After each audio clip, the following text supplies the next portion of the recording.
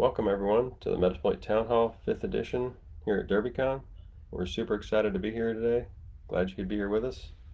Got a lot of cool stuff to talk about, but first let's do a quick round of introductions. My name's Pierce. I'm a manager of the Metasploit team at Rapid7.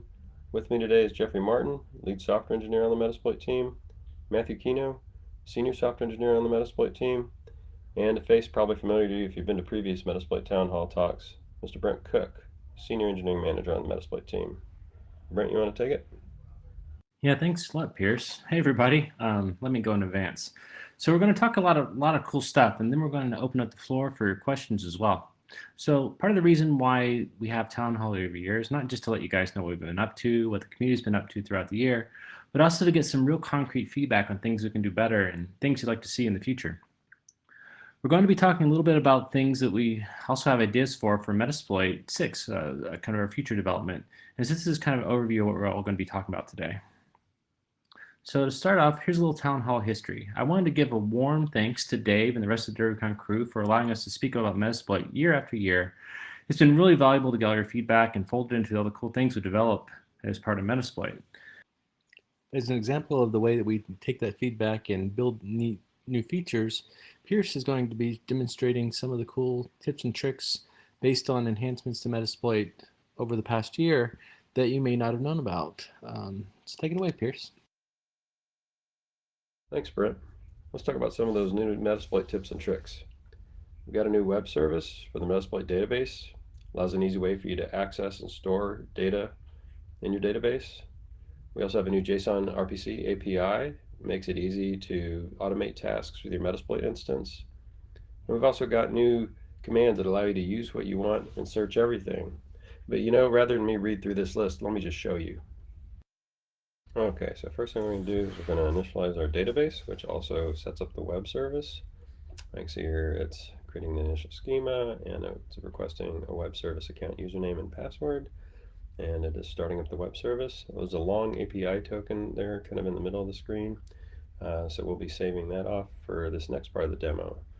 The web service hosts its own Swagger Docs endpoint, so you can authorize point web browser at it, and then click the authorize button, drop your API key in here that we just got from the previous step, and hit authorize, and then you can interact with the Metasploit database web service just through this site. You can see all the scroll down, see all the things you could do with hosts, loot, payloads, sessions. There's quite a bit of things you can do, both reading and writing operations. So why don't we do a get on the workspace?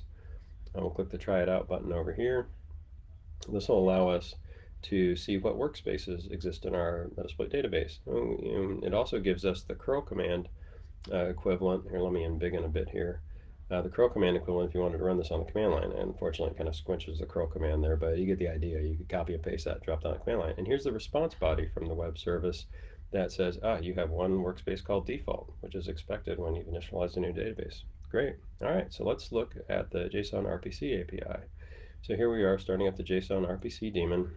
Nothing too crazy there. It's going to listen on a local port, and then we can use the curl command with our API key to do a request. It says just give us some version info about the JSON RPC service, and it drops that out there. Great. And then we say another curl command to say let's enumerate our workspaces like we did in the previous step through the UI, and it shows one service called default. Great. All right, let's enumerate hosts. Oh, there's no host in there. Well, we just created the database. That sounds about right. Perfect. Why don't we get some hosts? The first thing we'll do to get some hosts is we'll create a console instance. And we'll use the console create command there. And now we will actually use a console write command to write a DB and to tell it to do a DB nmap operation. You can see the string there kind of in the middle of the screen. It says DB nmap, the 172.28.128 space. And then you can do console read to see the output from that. And another console read, you can see a bunch of nmap output, which is not really human readable that way. So let's just enumerate the hosts again using that same command we used a minute ago. And now we can see we have 3 hosts populated. Super cool. So that's the JSON RPC API. This is an example integration that I wrote with a Python script with the JSON RPC API. Went and pulled hosts and services out of a Metasploit database instance I had. And the orange nodes are representative hosts, the blue nodes are services. The ones that are in common have connections to both hosts if they're in common between both hosts. And if you mouse over the edge connecting a host to a service, you actually see like the port number, so you can have data associated with that edge. So this is Neo4j graphic database. If you use Bloodhound, that's what Bloodhound uses for its visual representations. All right, so let's run the Metasploit console, good old MSF console. We get my favorite banner of all time. Now let's enumerate the hosts again. Great, that lines up with what we've seen via the JSON RPC API. And let's look at the services. That last host at .10 kind of looks like a Windows system based on the services reports. I wonder if I could use Eternal Blue on it, but I want to scan it. Well, I don't remember the name of the module, so I use search Eternal. There's an enumerated list with numbers down the left side.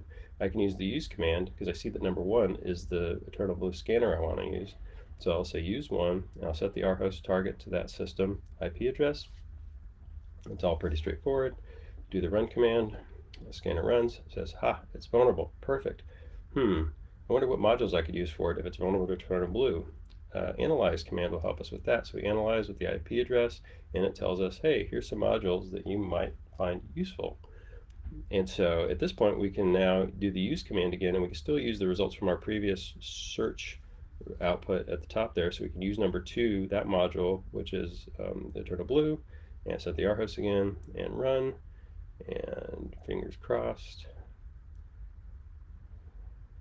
Salt over the shoulder, knock wood, whatever the good luck stuff is. Perfect. We have a command shell now.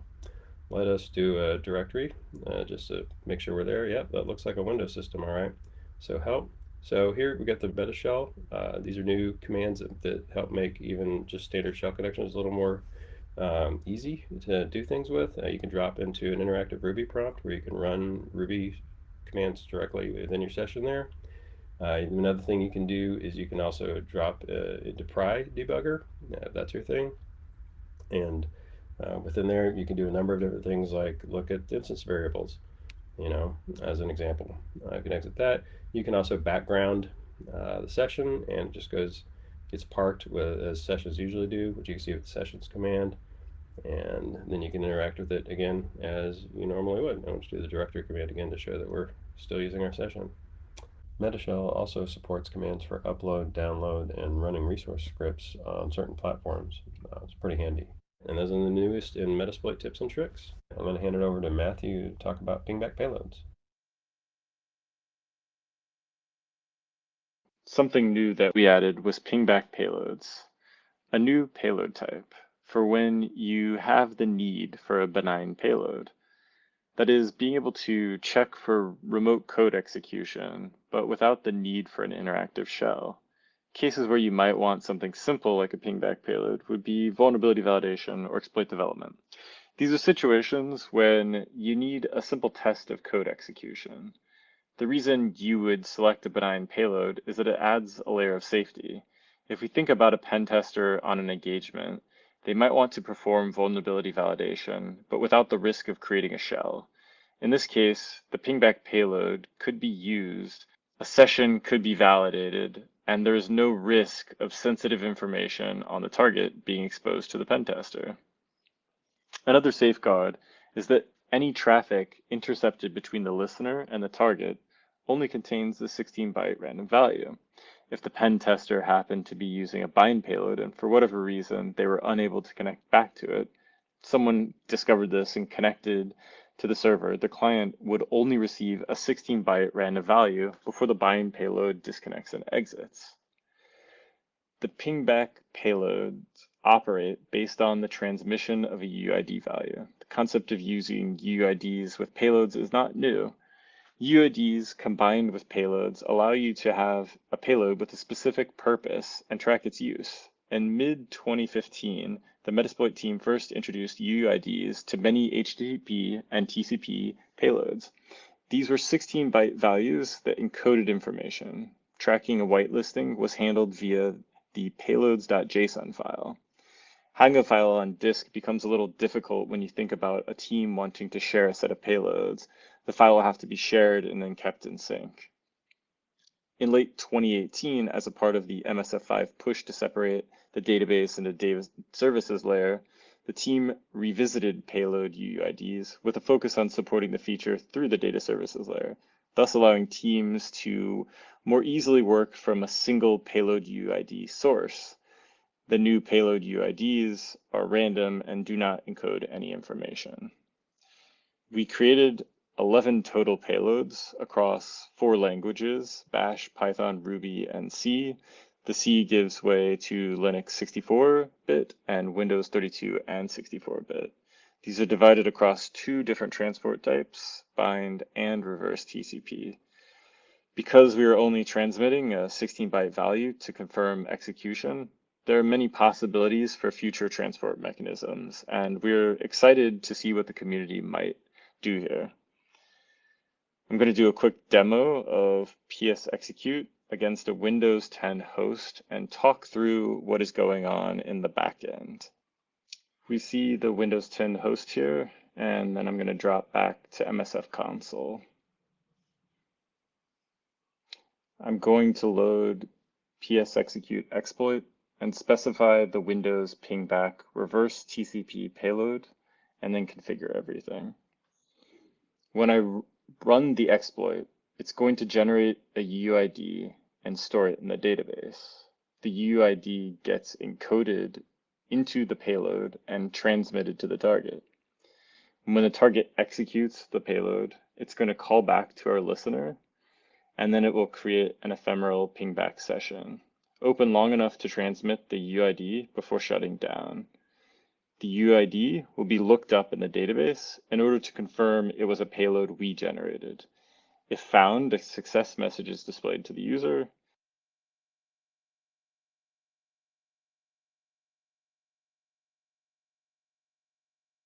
In a situation where the UID is not found in the database, the user will receive a warning message. I'm going to turn it over to Jeffrey to talk to us about the Metasploit community. So I get to talk a little bit about what the Metasploit community brought to the table this year, about what users, like many of those in this room, as well as all around the world, brought into Metasploit and expanded and shared with us in terms of capabilities and new modules and new capabilities and new functionality within Metasploit. That work this year landed 682 community PRs, 208 individual community members contributed to that work, providing us with new capabilities, with new modules, with new functionality, things we find interesting, things we would like to share with the world. 183 modules came out of that work. 4 of those modules are something a little bit new. They were evasion modules. Those are modules that were introduced last year here at DerbyCon and do something a little bit different. They evade a capability within a system. Most of them target things like antivirus. The 4 that we actually received here were all from an individual contributor and a PR that was done before evasion modules were announced. They got reworked into individual modules. These modules now offer techniques for evading whitelisting applications, primarily AppLocker on Windows. There were also 17 post modules that landed, 48 different auxiliary modules, and over 114 exploit modules that provide new capabilities targeting different CVEs out there in the wild and gave us new capabilities. So some of the community standouts this year that we wanted to highlight were some of the work like what our John the Ripper overhaul that was contributed by Hoodie out in the community. This turned out to be work that was well overdue to be done. The John the Ripper update, our implementation was over 4 years old and completely out of date with the latest releases. What Hoodie did here was he actually updated our environment to interact with the latest John the Ripper Jumbo release. And this brings in new capabilities for new hashes that can be cracked and new targets credentials that can be evaluated and reworked and tested. It also, Hoodie went the extra mile and went in and added new capabilities in to be a little bit more efficient than what we were doing before. He actually went in and dug through and figured out how to be able to check and see if individual thing that you're trying to crack has been cracked before, and if you already have the credential for it, and if so, just hand you that back out instead of actually taking all the extra work to go and recrack that credential. Another standout contribution was the Cisco RV130 configuration vulnerability that was contributed by unfortunately, I'm going to butcher the names, so I'm just not going to say them, but by a good number of community members that work there, whose work led to this module and this capability and functionality that has been expanded multiple times over the course of the year to target additional Cisco devices and capabilities. Another interesting module was the Fortinet FortiGate SSL VPN module provided by Max Michaels. This module actually shows and expands on some work from a DEF CON talk that you may have seen by Orange Sai that talks about how a lot of things that are on our SSL VPN gateways and the way these things are configured by security vendors that are actually a little bit insecure, and they store some information that is a gold mine for somebody doing a red team or an engagement against the system. And it also takes something that you treat as the something that's assuring your security and makes it an actual target against you, and turns it against you and makes it so that an attacker can actually take control of more systems. On that thread, another module that was offered by Aaron Ringo, the Package Manager Persistence module that originally came in targeting apt and was expanded, he expanded it to also provide YUM capabilities, takes a tool that many IT professionals and security engineers use to keep their software up to date and keep it capable and functioning and to patch things effectively, and actually uses a post module to insert some scripting capabilities onto the end of the actual execution run that will actually improve on your persistence, that will actually keep a module around even after security updates are being done. Once you've gotten in there, it expands on that backdoor and keeps you up to date. Another item is the Blue Keep Scanner. The Blue Keep Scanner was originally authored from a POC by J2Go and expanded by ZeroSum, and provided us with an ability to see what systems out there were impacted by Blue Keep. Tom Sellers, one of Rapid7's own, actually expanded on this capability, reworked some of our RDP capabilities, and made it, they added an action to this scanner that allows you to actually crash systems based on the Blue Keep vulnerability. This kind of helps bring to home the functionality is there, and that this is actually a very important vulnerability to patch. So that's a little bit of the highlights from this year. From that, we also wanted to add a little bit more to this, and what we've got is we actually have built up a little bit of a presentation for you. Every 2 weeks, we do a demo of the new capabilities that are landed into Metasploit, and we actually publish that on YouTube. What we've done here is we've actually taken a lot of little demos that are in there, and we're making them a little bit of a montage to kind of show off the things that the community brought to us, and we got to show off to the world.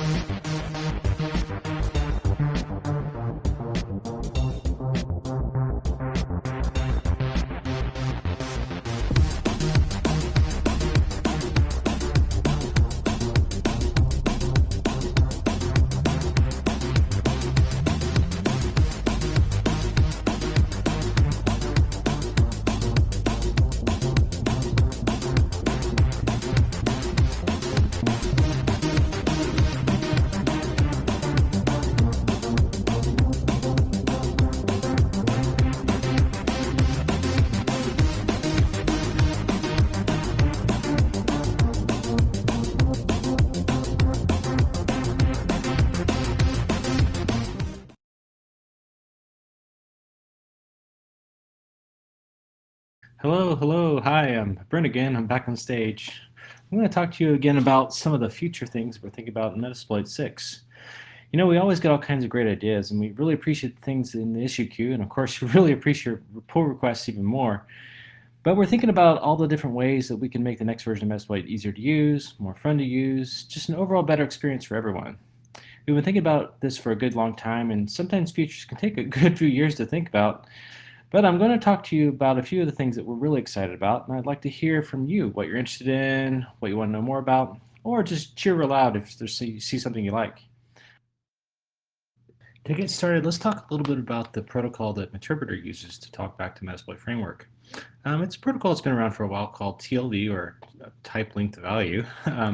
It's basically was originally designed to be synchronous, and basically what that means is that it assumes that all the packets come in the same order, that they are never lost. There's a lot of attributes that make it really hard to put it into alternate command and control streams like DNS or anything that's lossy or infrequent. So what we want to do is come up with a way to make TLV 2.0, a new version, work in these kind of varying modes of communication. We really think this will allow Meterpreter to run more reliably, even over the transports it supports today, and support things that a lot of other C2 frameworks have, like end-to-end encryption and default authentication. Something else that we've been looking at with all the really cool new C2 frameworks coming out has been the ability for Metasploit to integrate with other C2 frameworks as well. So as part of kind of this exploration in TLV 2.0, what we'd like to do is take a look at separating out things like listeners and listener protocols so that we could actually integrate with other C2 frameworks. So if you say Meterpreter doesn't work exactly like you want with Metasploit, you could use something else. Making it easy would be a really great addition. Smart asynchronous stagers is something else that we're looking at. Today, stagers tend to be pretty dumb. They'll just accept connections from whoever, and except for maybe a couple of different payload types, they really don't have much in the way of encryption or authentication. So what we really like to do is come up with a way to make staging safer, better, faster, and more reliable. This will be piggybacking off of some of the code that we showed you earlier with the pingback support. Another neat addition that we're working on right now, kind of actively, is the ability to use native toolchains for building payloads on the fly. If you've ever gotten a Meterpreter payload or a Metasploit stager caught by AV, that's because they're currently generated very statically. But being able to, say, build your own compilers, building new compiler plugins for obfuscation would allow both being able to create more complex payloads and the ability to generate them on the fly. Have you ever used the Metasploit database and wondered, like, why do I have to use Postgres? Or wondered why sometimes certain commands require the database, like the host command or the bones command or anything like that? Well, what we'd like to do with Metasploit 6 is figure out a way to make the database always available, even if you don't have Postgres.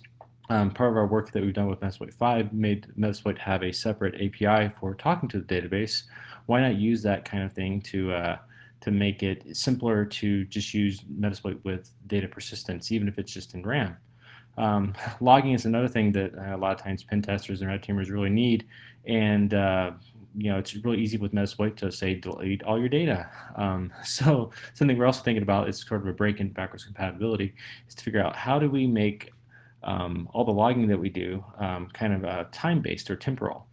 So that would mean probably a big change in the database structure as it is today, so that we're actually logging events rather than tables, which is kind of how attackers think anyway. So it makes a whole lot of sense. One neat thing that we kind of learned starting in explorations is that modules basically don't assume really much, if anything, about the table structure of databases anyway. So at least as far as converting modules to understand how to do temporal data logging, we're almost there.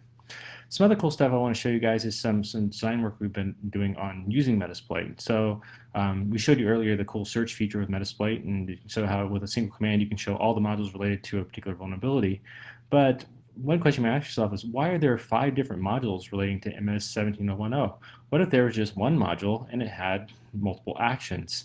So this is something we've been exploring as a new way to use Metasploit, and this would of course be a change in backwards compatibility, but basically making it so that these differences between an exploit module, an aux module, a scanner module, etc., are all just sort of condensed to a single module capabilities. In addition, when you look at Metasploit options, think about all the different options you have to set today to, like, say, specify a web target with a web exploit like this Jenkins metaprogramming example. why not do it like sort of you think about things, which is a URL. So kind of what we're proposing also is using URLs to specify targets rather than 5 or 6 different parameters that basically all get concatenated together anyway for targeting a host. I think this will be a lot more natural. Of course, it'll break a little bit of muscle memory for some folks, but there may be ways that we can create backwards compatibility, with new versions of Metasploit as well. There's one more thing. If you've been monitoring the pull request queue for Metasploit framework just before this talk, we pushed out the first exploit module for CVE 2019-0708, also known as Bluekeep. We've got Tom Sellers and Spencer McIntyre out in the audience. Hey, come up, guys. Let's go ahead and give them a warm round of applause. So Sean Dillon, also known as Zero Sum, and Ryan Hansen shared this module with us about a month ago. We've been working on converting it to Ruby, improving the reliability, adding targets, also adding some extra features to Metasm.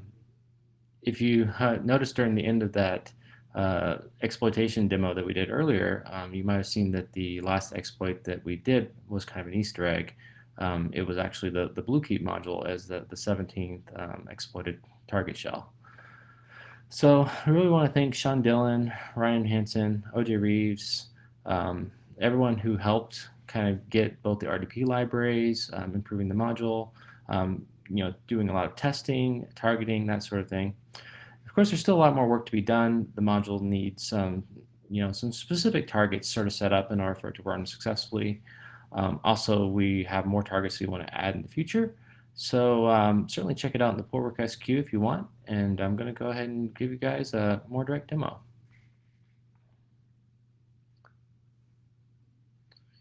You can see here starting up, here's the information screen for the module. By default, the module isn't going to target any particular host. What it does is it detects the vulnerability and uses some of the fingerprinting code that Tom and Spencer put together to give an approximation of which OS we're targeting. But you need to know things like, is it physical hardware? Is it running a particular virtualization system? That sort of thing, because the memory layout changes a bit. But I'll give you guys an example of what it looks like when you show it for running with the default settings. You can see here, it just basically indicated that the targets are vulnerable. But if you set the correct target, in this case, I've got VirtualBox. Set the target 2. We'll go ahead and target the both of the hosts. This is using the Windows, the Metasploit 5 feature, where we can target multiple hosts simultaneously. So we're going to go ahead and inject the shellcode into the heap. Wait a little bit for this to happen. It takes about a minute. There we go. We've got our first interpreter shell, and then we're going to target a Windows 7 box as well.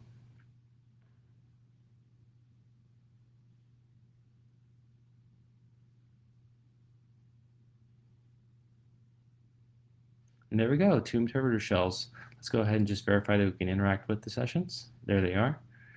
We're going to go ahead and run some commands on the sessions to show that we are indeed running on the operating systems we said we were. And then we're just going to verify that we're running as a system user. And there you go. That's the Bluekeep exploit. Certainly looking forward to any kind of comments or contributions that you may be able to supply. We do have a to-do list that if you are interested in, we could certainly use some help with a few things with targeting, reliability improvements, all that sort of thing. But hope you're able to make good use of it. It's an interesting exploit. It's certainly one that you'll also want to be looking forward to how to detect. And of course, if you haven't patched already, now's a good time to do it. So I really wanted to thank, again, all the contributors who worked on this module. Zero Sum, Ryan Hansen, OJ, Zero Steiner, Rick Oates, William Vu, Brandon Waters, Wei Chin, Tom Sellers, and everyone else who's going to help us in the future too. So thanks a lot, guys. After this talk, we're going to go ahead and open up the floor for any questions, and thank you very much.